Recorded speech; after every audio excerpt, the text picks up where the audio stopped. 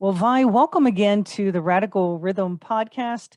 I, we've been sharing this all during the year 2021, and it's our inaugural year. And it is very fitting that my very first podcast, Marching to the Beat of a Different Drum, was with you. True. And now the last broadcast of the year is also with you. And it's probably fitting that today's topic is New York City, since soon the ball goes down and we start another year. So thank you so much for being here.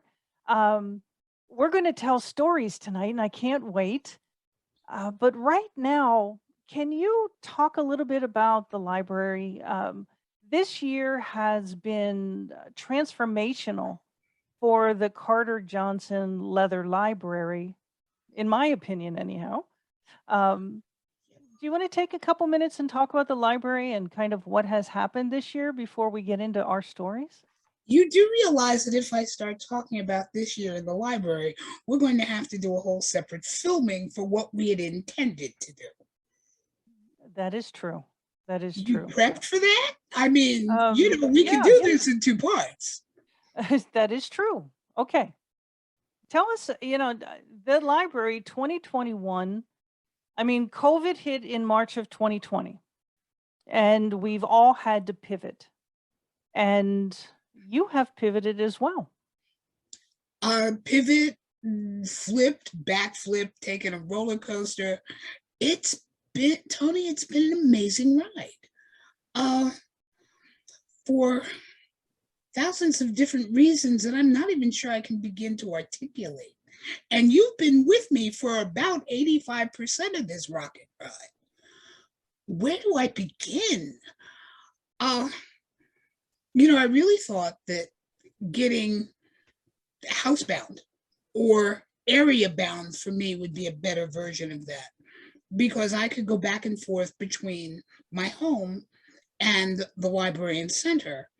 Not that we were really considered essential, but we were operating, we meaning me, Jack, Robbie, Jill, Jean, when Jean was still with us, operating in our own polycule, and none of us left it. So we had all, with the exception of Jean, we did everything we could to stay safe. Jean just stayed in the house. And I was running back and forth to the library, which allowed me to not eat the wallpaper, which a lot of my friends were doing. Acquired, of course, the bad COVID haircut. I just don't have the skills to buzz cut my own, so it got up to about here before I could finally see a barber. But once I got past the general locked in, not really claustrophobic, but not being able to touch someone, this wonderful little miracle called Zoom, which, is not my cup of tea because you know how I feel about technology until I didn't feel that way about technology, or at least about Zoom, started coming up.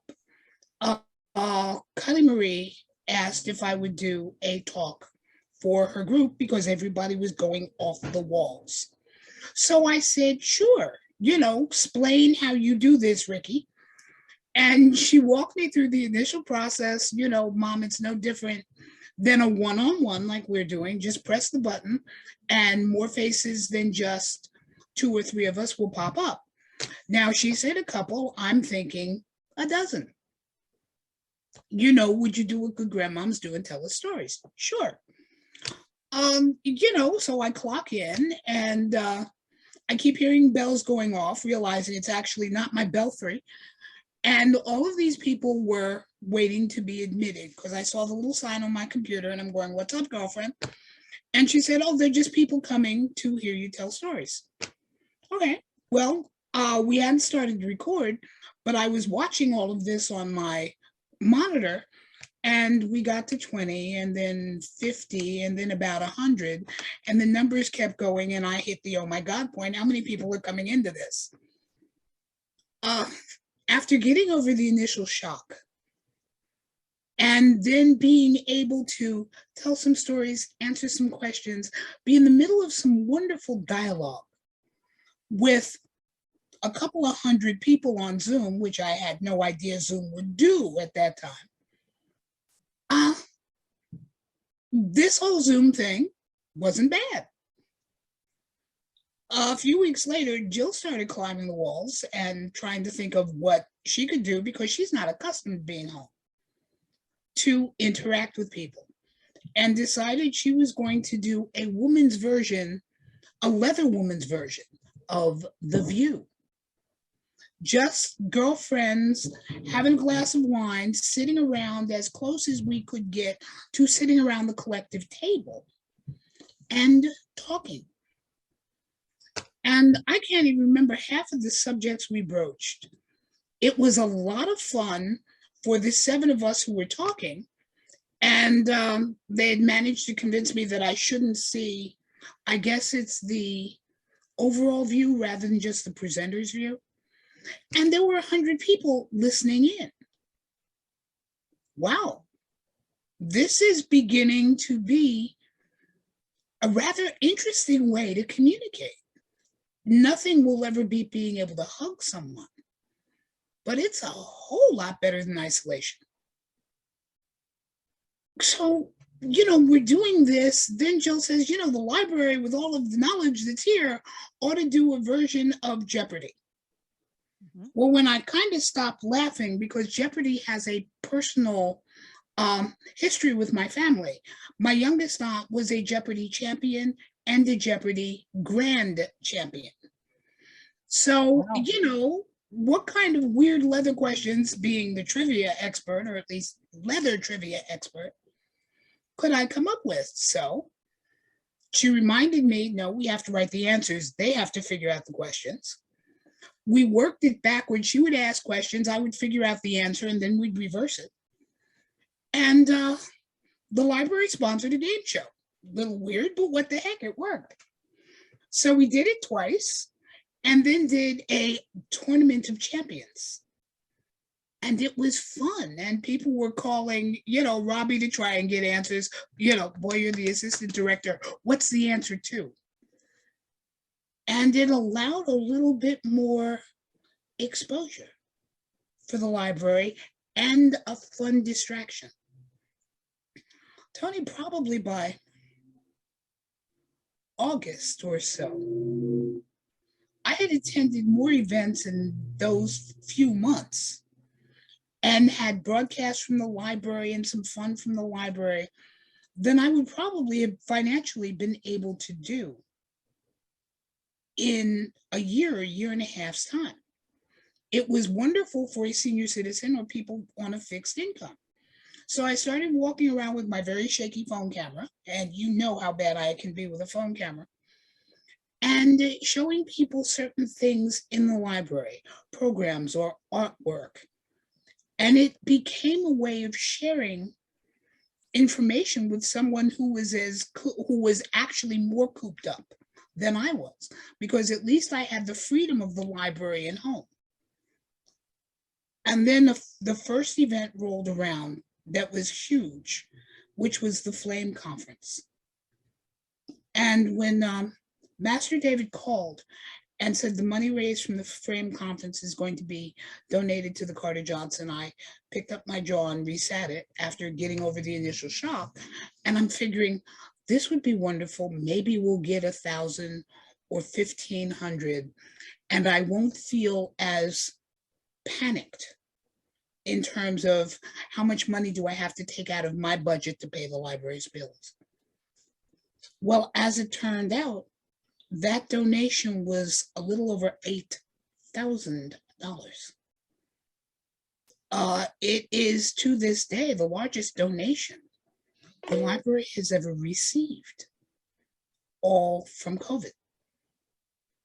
And then we did some more taping for Master David, some things, about what's in the library and what kinds of things can they find, and spent some time talking about it. The library was honored by the NCSF with the Race Bannon Award. And I Uh, should interrupt here for a second, say that means the National Coalition of Sexual Freedom for those Thank you. listening. Thank you. And that is in and of itself an honor because race is an old friend. And what they asked, which was a first and not the best done, was an entire walkthrough of what we call Library Lane, as you well know, as well as the buildings. I have done better, old handshake. Thank God for youth and Katerina, who is both tall enough and steady enough to hold a cell phone camera as we kind of went running through the library. And we got a lot of feedback about expectations, things that the people didn't expect. The NCSF put an article on their website about the library, and more questions and requests and questions about information began to roll in. Vi, during this time, you were online on Zoom or chats. How many days a week? A lot more than I thought. I have a bad case of Zoom butt, uh, as do probably most people in the United States. But Toni, it became such an easy way to communicate. And if I can do it, anybody can do it. Right. And it allowed discussion, it allowed conversation, it allowed sharing with people who I would normally not see except at a conference. But even more important, who probably would not have gotten to come to the library because it would be too much of a field trip or too expensive a field trip. And that proved to be not exactly true, because those who had been vaccinated or who had been safely locked in their own polycules and constantly testing negative. And when I say polycule, I don't necessarily mean romance. That can be a polycule of friendship or extended family and friends or whatever. You felt confident enough to come to the library, and in doing so, established a dream for the library and for me, which is a scholars program, a place where a young scholar can come and be immersed. Hi, here are your keys. Have at it. And And you there had quite a few people visit this year, have we ever post vaccines, right? a few pre that we trusted, Mhm. extended family, and a whole lot right in that tween area where things were beginning to lift, but not entirely. We had visitors from Texas come up and spend a week. We had, Lord, a young man up from Tennessee who's a tall, scholarly, beautiful young man, and his girlfriend, whose name I can't even remember. They were passing through to see family, and we got a text. We have to go just 20 miles north of you on 64. How do we find you? Come on down. Have you been vaccinated? Yes. You're going to a family wedding or something. How are you COVID tested? You know, Miss Johnson, I wouldn't endanger my family. We are both negative. Okay. So we've had a number of people just drop in to the library. You had your first conference this year. And that was its own, wow. I didn't think, we didn't think we could ever pull it off. You're the one that said, go for it. And as I have teased you before, since it is all about me, I got to, I can't say create workshops, but grasp at topics that I wanted to learn more about, or the work of young authors. After all, we're a library. And if you can't promote a young author, what are you doing? I got to hear about Littles. I've always been curious. I got to promote a project that was done by Hermovi Droxina, which deals with how people in this community relate to the symbol of the flag. And she interpreted photographically, and it's a project that when I first watched her doing it and bought the book associated with it, firmly believed it did not get enough publicity. I got to learn more about role playing and things that are done online because I'm curious, and this is what the next generation is doing. So I got to find out more about how Dungeons and Dragons is played and other online and on board, I guess, storytelling and role playing games because I was curious. And then got to spotlight an awful lot of young authors, including a young author that is now a professor at, I think it's UCLA or UC Santa Cruz, one of the University of Los Angeles schools, who was just a young scholar trying to write his PhD when I first met him 12, 13 years ago. And getting him into events and watching him grow. And now listening to Dr. Andrew Campbell present, not just on his original dissertation, but on 3 books he's written about this tribe and the greater gay community. The last one of which came out during COVID, and that became the parameter for the library's authors. The ones that we spotlighted had to have written a book during COVID. Mm-hmm. And we gave them all time to talk about the product of their COVID capsule crucible craziness. And it was fun. It was exciting. It was back-breaking, and it's the kind of stress that really belongs to youth, a la you, rather than old ladies, but damn, it was fun. Yeah, one of the parts that was unexpected, that was exciting for me, was to have an expo hall that featured each of your annexes.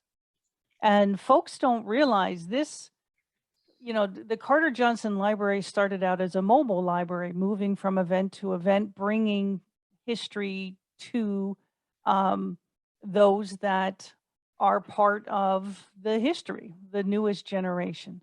Yeah. And then you came to Evansville, and next thing you know, you have a brick and mortar library. You have a half a block of houses and lots of books and materials. And not a lot of people were here pre-COVID to see that, right? Or even be introduced to what it looks like. So you introduced that. However, there are still a lot of people that do not know what an annex is and what your annexes are. And to find out there are international annexes blew some people's minds. Yeah. So just to review, the annexes are all up and running even during COVID? Yeah. There was one exception that has had a very slow start, and that's London. The one that seems to be getting the most view is actually online. It's in Second Life. And it was one of the 7 annexes that presented. And Jessica Bogart, who is the word webmistress is wrong.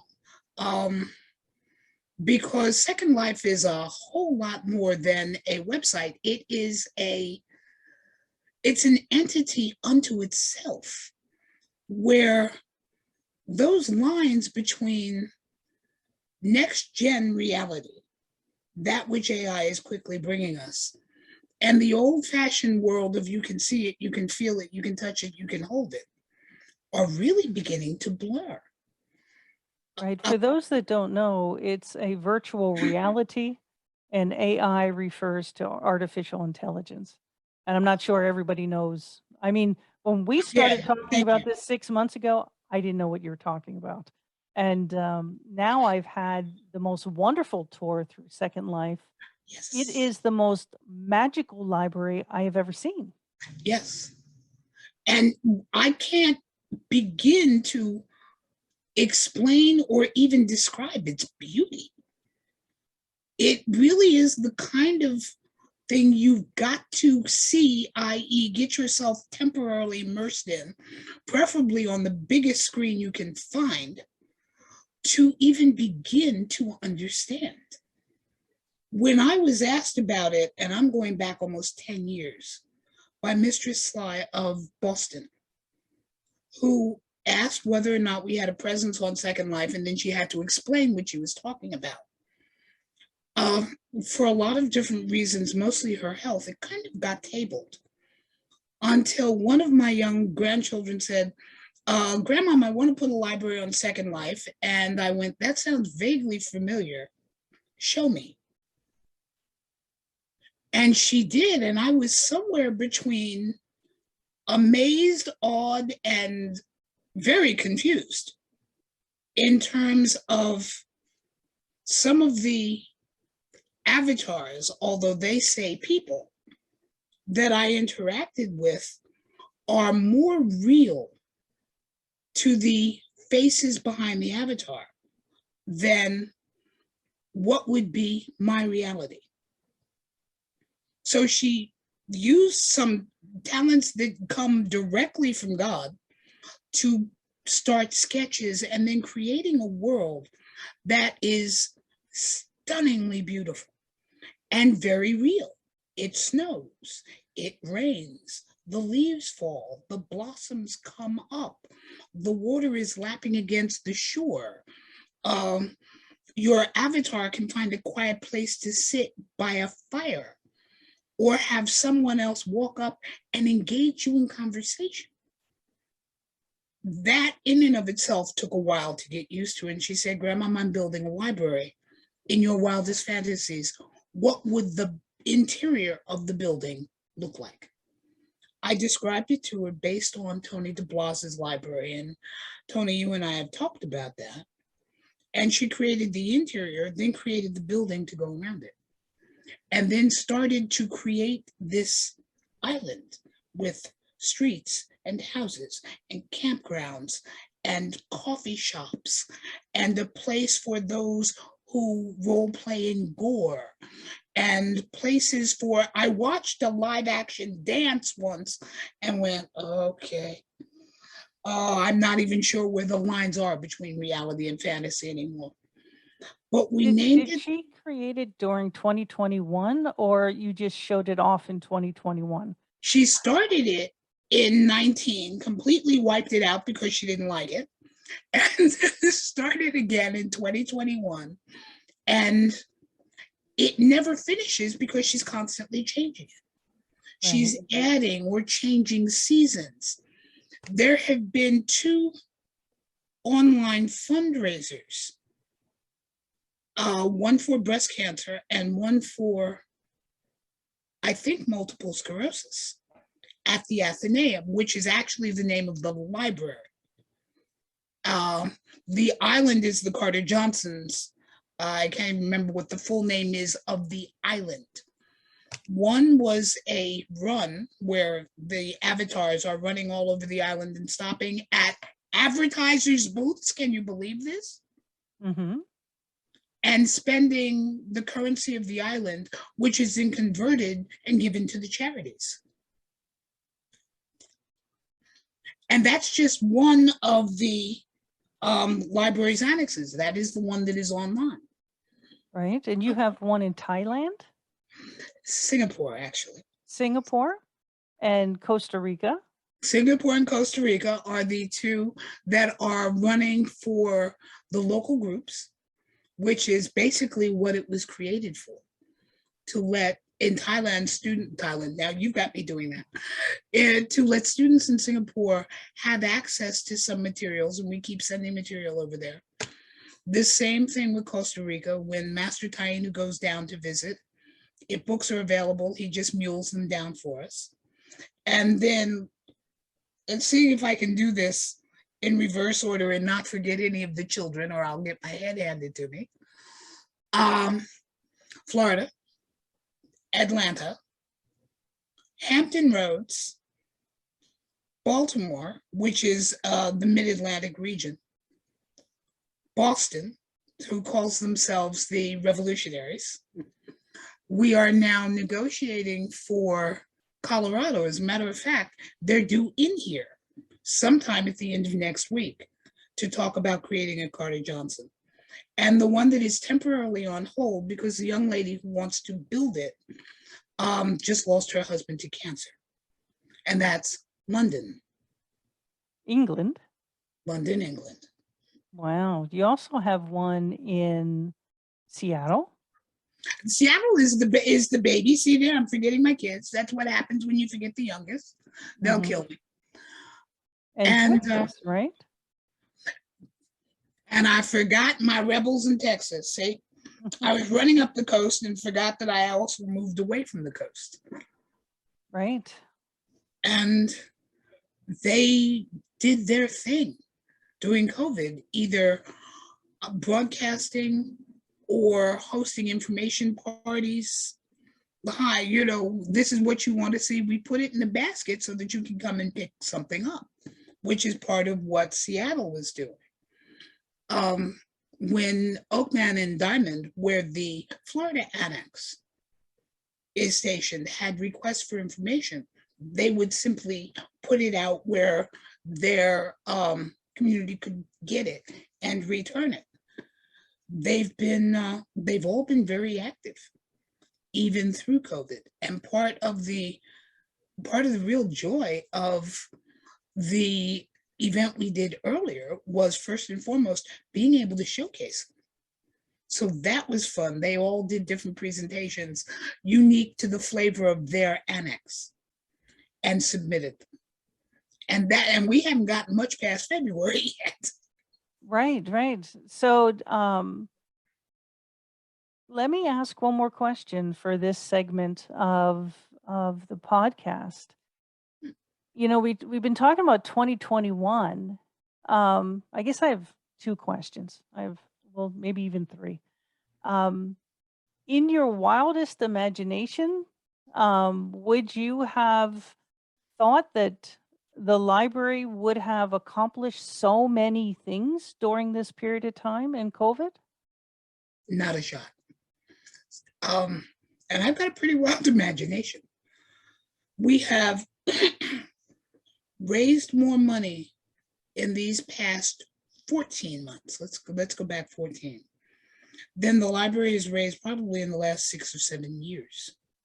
Now, we operate on a very small budget anyway, and a healthy portion of that Jill and I pay. But this year, for once, I wasn't afraid to pay the taxes on the building. I wasn't wondering where I was going to get the money to pay the property taxes on one of the buildings. I felt cocky enough to add a new camera to the security system. And at $400 a camera, that's not something that I could normally just dish out, because while the basic utilities of the library, Jill and I cover, the grant from Flame allowed us to bring in scholars and not worry about that electric bill for a year. To breathe easy into the fact that we have to have 2 different internet systems between the 2 buildings because one system can't penetrate the siding of the other. So, I've stopped worrying for a year about those things instead of, constantly wondering, okay, well, where do I have to pinch or where do I have to go? That has been a gift from COVID. I'm not quite sure how the miracle has happened. One visitor to the library, Tom Butts, as a matter of fact, who has been bringing us some amazing treasures, brought 6 boxes and a check for $1,000. And in walking through the center, not only said, use it for whatever you wish, but why don't you use it to do some more work in the new reading room? And that really was a do it as I could find the money for it, or do it as I might be able to cobble some community labor to help me. It's been a gift from COVID. That plus a huge donation of bookcases, right? That are part of that new reading room in the center. Nightmare Alley donated In the scene, she's known as Nightmare, which is how we were introduced. 39 bookcases to the library, and these are big, beautiful mahogany and cherry solid wood bookcases. And with the amount of weight that goes on each shelf, they really have to be. And there's a new building that was purchased on the block, but that has not had its final renovations. We're slowly but surely working on it. My kingdom for an honest contractor in Evansville. Right. And also murals. Robbie's uncle, cousin, Nephew. nephew. I keep forgetting Robbie's older than 29. Yes, no matter how cute the boy looks. That's it's the first segment of an art project that the library will be launching. We had murals done on 3 buildings. And as soon as it begins to get a little bit warmer, we're going to be painting some words that are going to be propped in front of every house, words of empowerment that hopefully will become a project that all of Evansville will sign on to and put positive things on their lawn to counter some of the negative. Wow. So Vi, here's the last question for this segment. 2022. What do you wish for? You want the practical or the ridiculous? Both.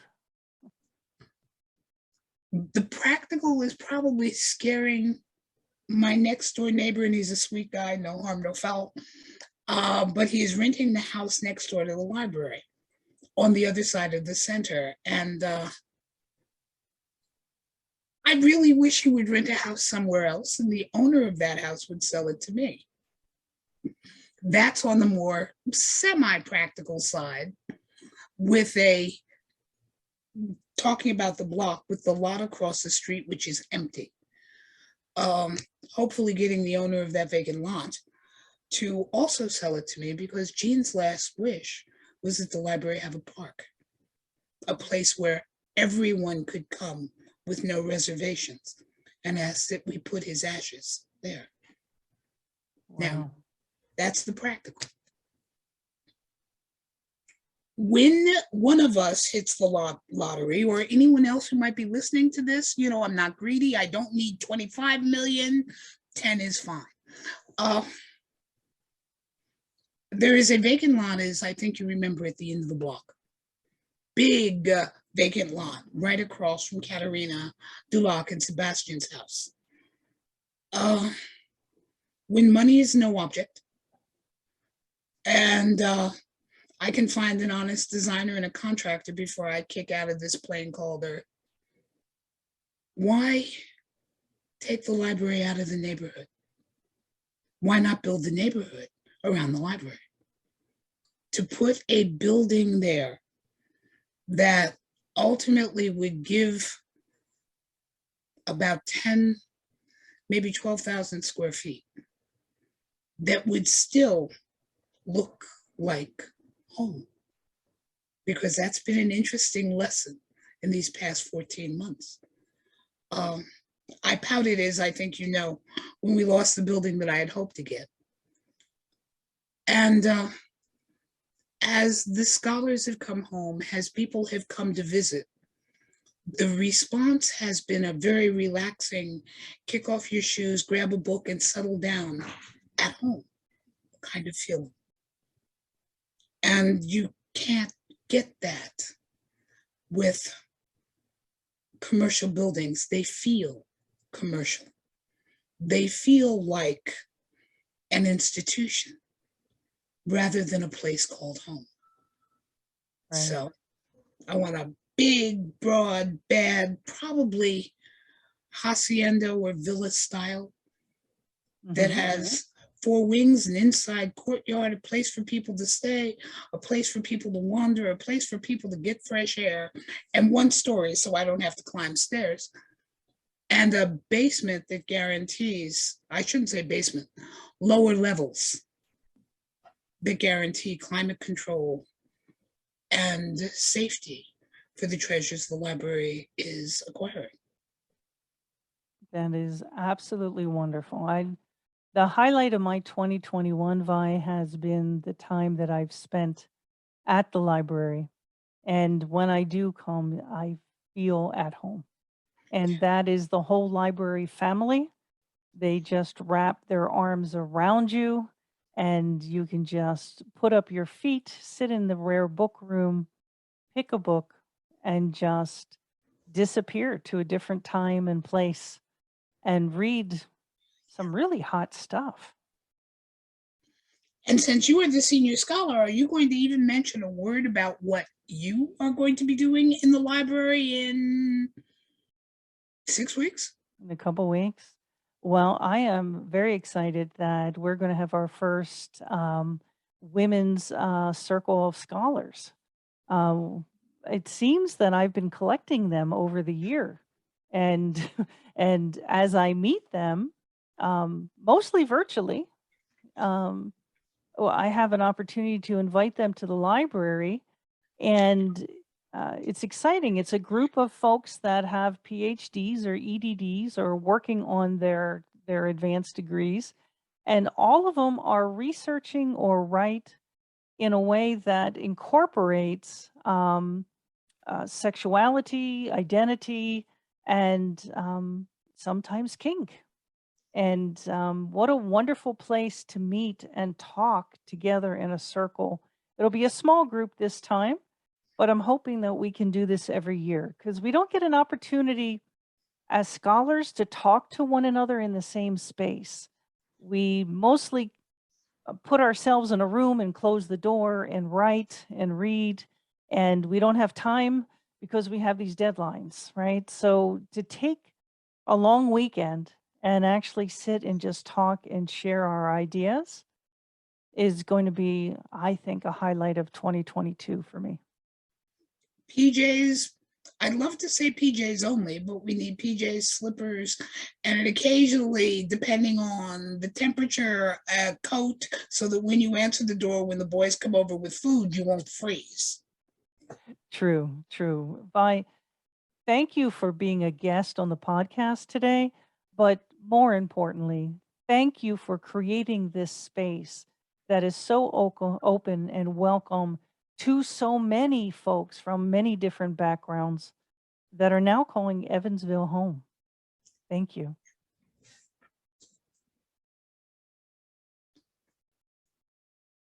Well, that wasn't what it was supposed to be, was it? When you and I get started, conversations can